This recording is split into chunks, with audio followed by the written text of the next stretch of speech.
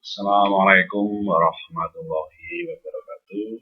Alhamdulillahirrahmanirrahim. Dalam kesempatan kali ini, saya akan menyampaikan tentang interpretasi dari elemen 12, ya, elemen 12 sistem manajemen keselamatan dan kesehatan kerja. Jadi untuk elemen 12 itu tentang pengembangan keterampilan dan kemampuan. Jadi elemen 12 merupakan elemen terakhir ya dari elemen sistem manajemen keselamatan dan kesehatan kerja. Jadi elemen sub elemen dan kriteria kalau di total ada 166 kriteria. Sub elemennya ada 44, sedangkan elemennya ada 12. Jadi mulai dari elemen 1 sampai elemen 12 ini sudah disampaikan oleh tim pengajar bahwa masing-masing ini harus dijabarkan, harus diimplementasikan, ya, harus diinterpretasikan sehingga antara pembuat atau perusahaan yang melakukan persiapan untuk dilakukan audit sama tim audit itu sesuai klop, sehingga harapannya apa yang telah dibuat oleh suatu perusahaan itu bisa menghasilkan penilaian yang memuaskan sehingga bisa mendapatkan sertifikat atau sertifikat dan bendera untuk tingkat implementasi. Jadi elemen ke-12 yaitu tentang pengembangan keterampilan dan kemampuan, yaitu ada 5 subelemen dan 14 kriteria. Jadi pengembangan dan keterampilan kemampuan itu yang pertama ada strategi pelatihan, yang kedua pelatihan bagi manajemen dan penyelia, yang ketiga pelatihan bagi tenaga kerja, yang keempat pelatihan pengenalan dan pelatihan untuk penunjang kontraktor, yang kelima pelatihan keahlian khusus, ya, yang masing-masing akan kami jelaskan sebagai berikut.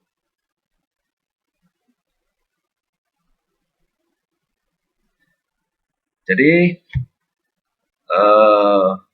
kriteria dan interpretasi, ya, kriteria dan interpretasinya seperti ini ya. Jadi ke-12 pengembangan dan keterampilan kemampuan. Untuk yang pertama 12.1 strategi pelatihan. Jadi di sini untuk 12.1.1 analisa kebutuhan pelatihan K3 sesuai persyaratan peraturan perundangan telah dilakukan, ya. Bagaimana interpretasinya? Perusahaan itu harus menyiapkan apa untuk memenuhi kriteria 12.1.1. Jadi bahwa perusahaan itu harus membuat dokumen TNA, ya. Jadi di sini adanya dokumen TNA, dokumen Training Need Analysis, yang mencakup kebutuhan pelatihan K3, ya. Jadi hubungan antara kompetensi K3 dengan pelatihan yang perlu disiapkan atau direncanakan.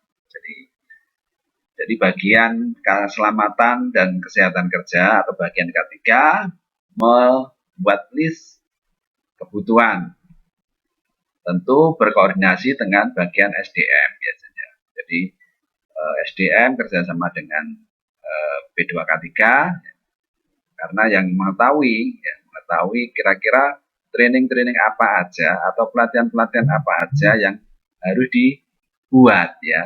Jadi daftar metrik pelatihan, ya, daftar metrik pelatihan selama 1 tahun. Jadi misalnya direncanakan mulai bulan Januari sampai bulan Desember, kira-kira pelatihan apa aja yang bisa dilakukan, ya.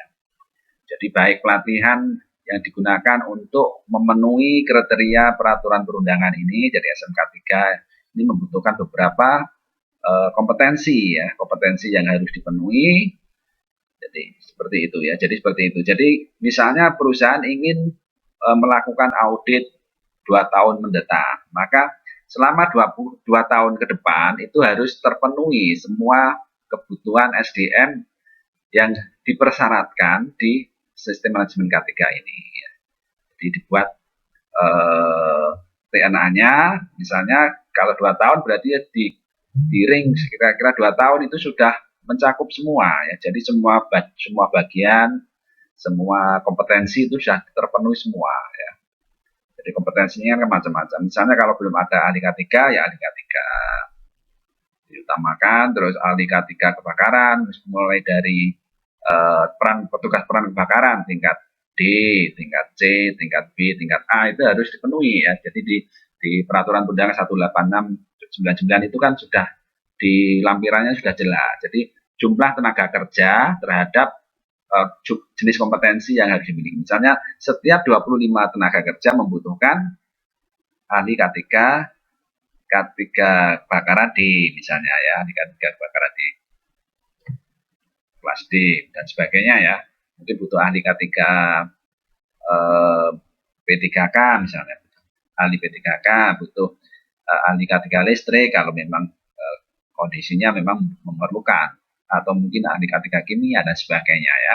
Jadi itu direncanakan selama 2 tahun misalnya, kalau asumsinya 2 tahun ke depan harus sudah tersertifikasi, sehingga selama 22 tahun itu bisa terpenuhi kebutuhan SDM yang diperlukan untuk memenuhi peraturan perundangan di bidang sistem K3. Jadi seperti itu ya. Terus yang kedua, 12.1.2. Jadi yang biru ini untuk tingkat lanjutan ya. Kalau yang merah tingkat transisi, nanti yang putih tingkat awal ya. Jadi rencana pelatihan K3 bagi semua tingkat telah disusun ya. Jadi dapat dilihat pada program pelatihan tahunan perusahaan, kemudian komposisi peserta pelatihannya. Jadi ketika membuat TNA tadi, tentu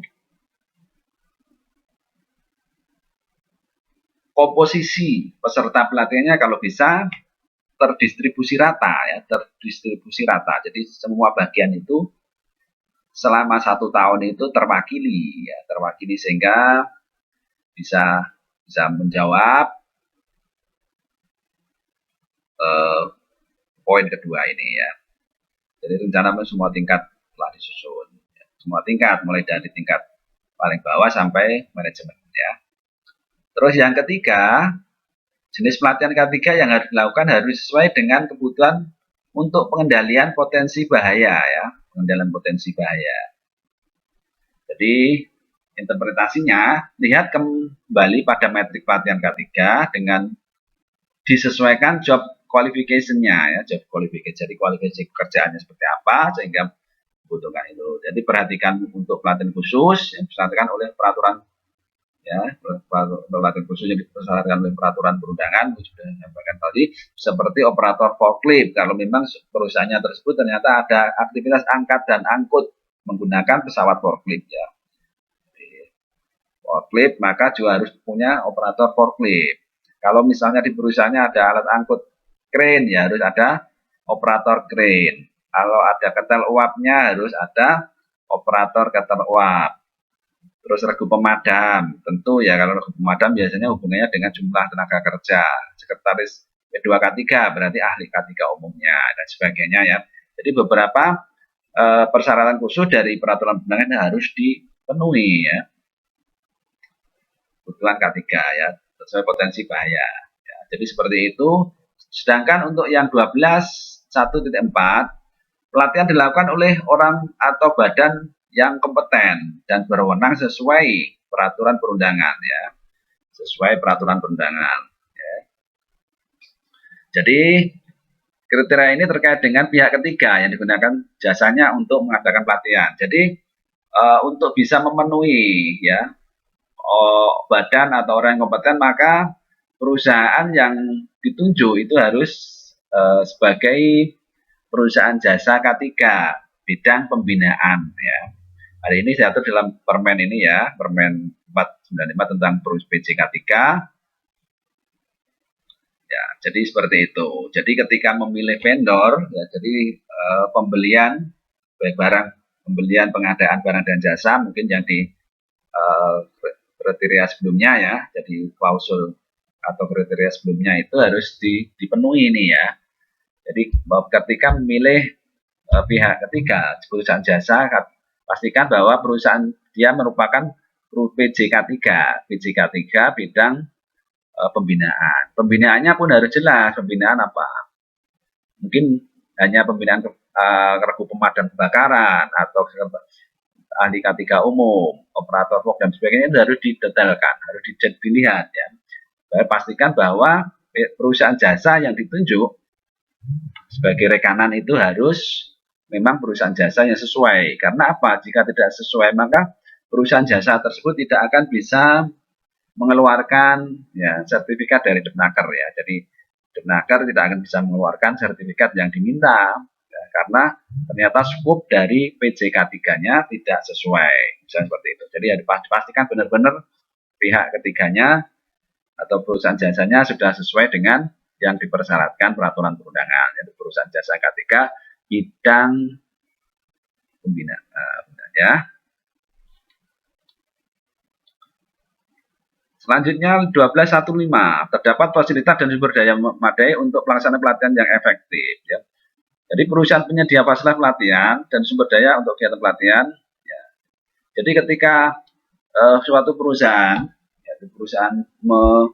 menunjuk PJK3 tadi, pastikan bahwa memang PJK3-nya memiliki sumber daya dan fasilitas ya, fasilitas yang layak untuk digunakan sebagai jasanya. Jadi tidak hanya benderanya aja, kadang kan pinjam bendera tertentu dilakukan sendiri, tapi ternyata fasilitas dan pelatihnya tidak sesuai ya.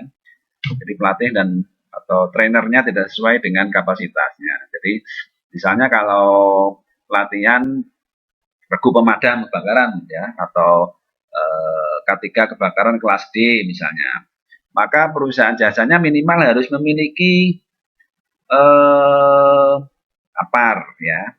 Jadi itu kan regu pemadam untuk regu pemadam tingkat awal ya. Jadi minimal bisa menggunakan APAR. Maka harus memiliki fasilitas alat pemadam api ringan, terus fire ground-nya juga harus ada ya. Jadi tempat latihan untuk memadamkan api dengan APAR. Misalnya yang tingkat B ya harus perusahaannya harus memiliki fire ground yang bisa digunakan untuk memadamkan api besar, yaitu hidran system, itu harus mempunyai. Jadi untuk regu pemadam harus memang dilatih untuk memadamkan api besar. Itu harus dilakukan juga ya. Dan hal-hal lain yang sesuai dengan penunjukan dari ahli K3. Ahli atau kompetensi yang dibutuhkan ya. Terus selanjutnya 1216, pengusaha atau pengurus mendokumentasikan menyimpan catatan seluruh pelatihan. Jadi catatan pelatihan seperti daftar hadir, jadwal, ya mungkin dokumentasi, ya dan lain sebagainya ya disimpan dan arsip, termasuk daftar riwayat pelatihan per pekerja. Jadi ketika melaksanakan pelatihan biasanya kan ada tanggal pelaksanaan sekian sampai sekian, misalnya 2 minggu misalnya. Misalnya tanggal 6 sampai tanggal 16 misalnya 16 Juli ya. 16 Juli sampai 30 Juli ya. Misalnya 2 minggu ya. 2 minggu, maka pastikan bahwa memang absensinya daftar hadir terus jadwalnya itu ada ya. Terus trainernya siapa, materinya apa ya. Jadi itu harus memang ada ya. Dan itu disimpan termasuk daftar pelatihan per pekerja. Jadi tiap-tiap pekerja kalau bisa ada kurikulum vitae tentang pelatihan-pelatihan apa yang dimiliki. Jadi mungkin ini disimpan bagian HRD ya, dan sebagainya. Mungkin kalau yang bukan misalnya K3, bagian K3 itu juga bisa dibuatkan salinannya. Terus ya, selanjutnya 12.1.7 ya, ini warnanya biru berarti ini untuk tingkat lanjutan. Program pelatihan ditinjau secara teratur untuk menjamin agar tetap relevan dan efektif. Jadi setiap selesai program pelatihan, sebaiknya dibuat lembar evaluasi terhadap pelaksanaan pelatihan. Jadi ada kuesioner tentang bagaimana pelaksanaan pelatihan yang sudah dilakukan. Jadi nanti dengan adanya kuesioner atau umpan balik, maka bisa diperbaiki ya, diperbaiki untuk kegiatan-kegiatan yang selanjutnya. Jadi nanti aktivitas-aktivitas mulai 12.1 sampai 7 nanti sampai terakhir ya 12.5 itu nanti bisa dibuat SOP-nya ya, sehingga semua terpenuhi. Jadi semua terpenuhi. Jadi selanjutnya untuk 12.2 pelatihan bagi manajemen dan penyelia. Ya, jadi ini kalau yang awal secara umum ini menjurus ke bagi masing-masing bagian. Ya. Jadi anggota manajemen eksekutif dan pengurus berperan serta dalam pelatihan yang mencakup penjelasan tentang kewajiban hukum dan prinsip-prinsip serta pelaksanaan K3 ya. Jadi interpretasinya bahwa manajemen senior terlibat dalam kegiatan pelatihan ya. Minimal pelatihan tentang penjelasan kewajiban hukum dan prinsip-prinsip serta pelaksanaan K3 ya. Dokumen yang dilihat yaitu catatan pelatihan, sertifikat atau kegiatan yang diikuti seperti seminar dan lain-lain. Jadi materi tentang ini ya. Jadi untuk manajemen senior, penyelia, pengurus ya harus terlibat ini dalam kegiatan pelatihan K3 ya. Jadi ikut serta dalam pelatihan minimal pelatihan tentang penjelasan. Jadi materinya tentang penjelasan kewajiban hukum dan prinsip serta pelaksanaan K3 ya. Jadi ini minimal materi yang mereka dapatkan ya, dari pihak manajemen senior dan sebagainya. Jadi untuk membuktikan ini dokumen yang dilihat yaitu biasanya adanya catatan pelatihan. Apakah ada catatan pelatihan yang melibatkan manajemen senior dan sebagainya. Sertifikat, apakah masing-masing manajemen senior atau pengurusnya itu memiliki sertifikat ya. Atau kegiatan yang diikuti serta seminar-seminar yang berhubungan dengan penjelasan ini ya. Jadi seperti itu. Selanjutnya 12.22 ya. 12.22. Manajer dan penyelia menerima pelatihan yang sesuai dengan peran tanggung jawab mereka ya. Jadi pelatihan ini bukan hanya pelatihan K3 sesuai dengan peran dan tugasnya, namun juga untuk yang berhubungan dengan kompetensi pekerjaan. Kesesuaian yang dapat dilihat dari job qualification dan atau metrik pelatihan mereka ya. Bukti penerapannya dapat dilihat pada rekaman pelatihan dan sertifikat atau dapat pelatihan ya. Jadi ini. Jadi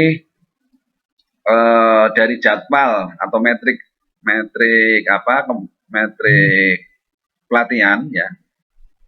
Jadi dari metrik pelatihan itu bisa diketahuan bahwa si A misalnya bagian manajer ini mendapatkan pelatihan sesuai selain K3 juga ada sesuai dengan aktivitas pekerjaannya ya. Jadi job qualification-nya apa. Ini untuk bisa membuktikan ini ya ini. Jadi bukti penerapan pada rekaman pelatihan, ya, sertifikat atau riwayat pelatihan mereka. Ya. Terus pelatihan bagi tenaga kerja. Ya. Jadi pelatihan tenaga kerja yang 12.3.1 pelatihan diberikan kepada semua tenaga kerja, termasuk tenaga kerja baru, dan dimudahkan dari mereka dapat melaksanakan tugas ceramah. Ya, jadi pelatihan itu ditujukan kepada tenaga kerja baru yang baru masuk atau tenaga kerja yang lama misalnya, tapi menempati atau dipindahkan ke tempat yang baru. Ya. Ya, jadi sehingga mereka dapat melaksanakan aktivitas pekerjaannya secara aman. Tujuannya itu. Jadi setiap tenaga kerja baru mendapatkan pelatihan bagaimana cara bekerja dengan aman, termasuk pengenalan mengenai K3, begitu pula dengan tenaga kerja yang dipindah ke bagian baru. Dilihat dapat prosedur pelatihan dan catatan pelatihan. Lihat pada prosedur pelatihan dan catatan pelatihan. Jadi nanti untuk elemen 12 ini kita buat prosedur pelatihan dan catatan pelatihan, misalnya seperti itu ya. Karena di sini saya sebutkan prosedur pelatihan dan pelatihan. Jadi tujuan jadi ya dari 16.2 ini sebenarnya kan kewajiban pengurus untuk melaksanakan ini ya. Ini juga dicantumkan di Undang-Undang 170 juga ya. Jadi bagi tenaga kerja baru itu harus mengetahui bagaimana cara bekerja dan potensi mengenai K3-nya, terutama potensi bahaya yang mengenai dari aktivitas pekerjaan tersebut, sehingga pekerjaan yang dilakukan bisa aman. Jadi seperti itu. Terus 12.32 pelatihan diberikan pada tenaga kerja apabila di tempat kerjanya terjadi perubahan secara sarana produksi atau proses ya. Jadi selain pekerja baru, mungkin ada perubahan proses ya. Ya, tempat kerjanya terjadi perubahan secara perubahan produksi atau prosesnya ya. Perubahan sarana produksi atau produk dapat menimbulkan bahaya baru. Jadi biasanya kalau ada perubahan proses, perubahan sarana produksi itu biasanya ada bahaya baru. Jadi perlu dianalisa juga ya sehingga identification bahaya. Maka tenaga kerja harus diinformasikan mengenai bahaya tersebut ya. Itu karena dia mungkin tidak familiar dengan aktivitas pekerjaan baru tersebut, tentu harus ada informasi pekerjaan ini resikonya seperti ini, maka harus diantisipasi seperti apa ya. 12.3.1 ya. Pengusaha atau pengurus memberikan pelatihan penyegaran kepada semua tenaga kerja. Ya ini. Jadi selain pelatihan-pelatihan yang digunakan untuk meningkatkan kompetensi yang sebelumnya belum mendapatkan, demikian juga perlu dilakukan penyegaran ya. Jadi misalnya sudah pernah dapat pelatihan tentang pemadam kebakaran ya, atau pelatihan tentang P3K, penanganan bahan kimia, maka harus dilakukan penyegaran. Biasanya penyegaran itu sesuai dengan peraturan perundangan. Ada yang harus dilakukan selama 1 tahun sekali, ada yang harus 6 bulan sekali dan sebagainya ya. Jadi pelatihan sekali gantung kebutuhan atau persyaratan yang ada. Misalnya kalau pelatihan darurat dilakukan setahun sekali ya, pelatihan P3K, pelatihan penanggulangan kebakaran dan sebagainya ya. Jadi selain metrik untuk mendapatkan kompetensi baru, juga harus dibuat metrik untuk pelatihan penyegaran ya, pelatihan penyegaran, refreshing ya. Jadi itu ya. 12.4 pelatihan pengenalan pelatihan untuk pengunjung dan kontraktor ya. Pelatihan pengenalan dan pelatihan untuk pengunjung kontraktor. Terdapat prosedur yang menetapkan persyaratan untuk memberikan taklimat atau briefing kepada pengunjung dan mitra kerja guna menjamin K3 ya. Jadi ada safety induction ya. Ada program pelatihan pengenalan K3 bagi tenaga kerja. Lihat pada materi pelatihan ya, jadwal pelatihan dan absensi pelatihan mengenal K3. Jadi mungkin kalau ya secara umum biasanya safety induction ya, harus dilakukan induction dulu kepada semua tenaga kerja baru pihak ketiga ya, pengunjung kontraktor, bagaimana melaksanakan pekerjaan yang aman, potensi-potensi bahaya apa yang ada di perusahaan tersebut dan sebagainya. Jadi induction kepada semua. Jadi ini biasanya suatu perusahaan yang sudah memiliki P2K3 itu akan melakukan ini ya, pasti melakukan safety induction sebelum pihak ketiga itu memang benar-benar melakukan aktivitas pekerjaan di lingkungan kerja mereka ya. Sehingga tidak ada kejadian kecelakaan ya, yang terlaksana di tempat pekerjaan mereka. Terus yang terakhir 12.5 pelatihan keahlian. Jadi 12.5.5 perusahaan mempunyai sistem untuk menjamin kepatuhan terhadap persyaratan lisensi atau kualifikasi sesuai dengan peraturan perundangan untuk melaksanakan tugas khusus, pelaksanaan pekerjaan atau mengoperasikan peralatan. Jadi perusahaan melakukan identifikasi ya terhadap pelatihan yang memang dipersyaratkan dalam peraturan perundangan. Misalnya kita lihat TNA awal tadi ya 12.1.1 ya, TNA atau metrik pelatihan yang ada. Jadi keahlian khusus atau itu biasanya misalnya ahli K3 umum ya, ahli K3 kimia, ahli K3 konstruksi, ahli K3 pesawat objek tekan, ahli K3 kebakaran ya. Misalnya seperti itu. Terus ada dokter perusahaan, misalnya kalau memiliki pelayanan kesehatan di suatu perusahaan ya. Terus para medis, untuk dokter perusahaan, untuk para medis ya. Terus jurulas, misalnya operator ketel uap dan sebagainya ya. Jadi banyak sekali. Ya, regu kebakaran 186 ya, K3 kimia, terus kimia 187 ya, dan petugas P3K, operator crane dan sebagainya ya, operator forklift dan sebagainya. Jadi itu keahlian-keahlian khusus yang melaksanakan pekerjaan atau mengoperasikan. Jadi melaksanakan pekerjaan dari ahli K3 umum, ahli K3 kimia, konstruksi dan sebagainya. Kalau operator ya berarti operator misalnya untuk mengelas ya ada jurulas, operator ketel uap, operator crane ya dan sebagainya. Jadi seperti itu ya. Jadi itu penjelasan dari elemen-elemen mulai dari elemen 12.1 sampai elemen 12.5.1 ya, sebanyak 14 tadi ya.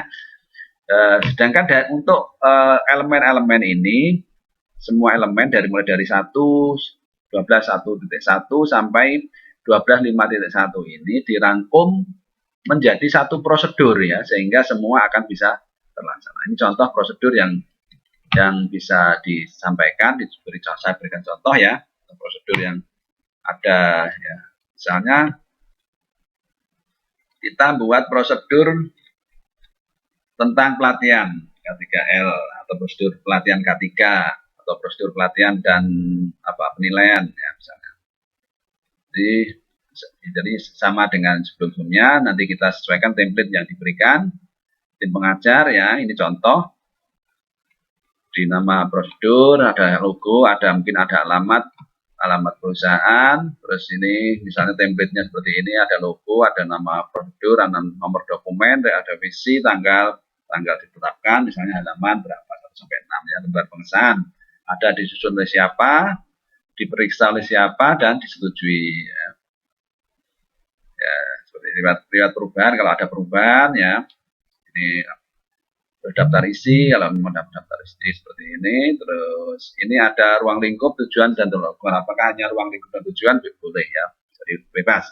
Misalnya ruang lingkup, prosedur ini mengatur kegiatan identifikasi kebutuhan dan pelaksanaan kegiatan pelatihan untuk penerapan SMK 3 di PPNS misalnya. Ini contoh ya, kegiatan ini mengatur kegiatan kebutuhan dan pelaksanaan kegiatan pelatihan untuk penerapan SMK 3. Jadi kalau ini hubungannya dengan penerapan K3, berarti ini nanti prosedur ini nanti mengacu ke elemen berapa ya, ini kita bisa lihat nanti di referensi ya, ini langsung saya tunjukkan misalnya.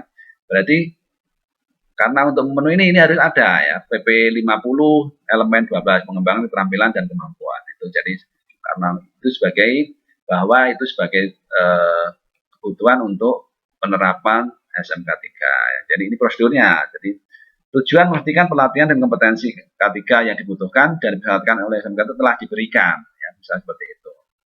Tolak ukur tersedia dokumen terkait dan hasil pelaksanaan pelatihan K3 sesuai dengan persyaratan dalam SMK 3. Prosedurnya, untuk meningkatkan kompetensi personil dalam penerapan SMK 3, perusahaan perlu mengidentifikasi jenis pelatihan K3 yang dibutuhkan dengan melakukan kegiatan sebagai berikut.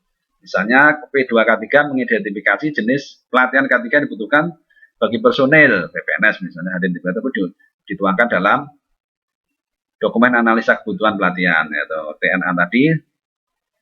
Ya, misalnya contoh ini bebas ya. Formulir 04001 misalnya situ ya. Terus pengajuan pelatihan K3L oleh BPN dilakukan sesuai dengan ketentuan melalui koordinasi dengan HRD misalnya atau WD2 ya, menurut atau unit fungsi yang mengurusi pelatihan ya. Jadi W2 K3 ya. Koordinasi, jadi W2 K3 koordinasi dengan WD2, terus pelaksananya biasanya P3M ya, bagian pelatihan. Terus menggunakan nota dinas, misalnya nota dinas ya, koordinasinya.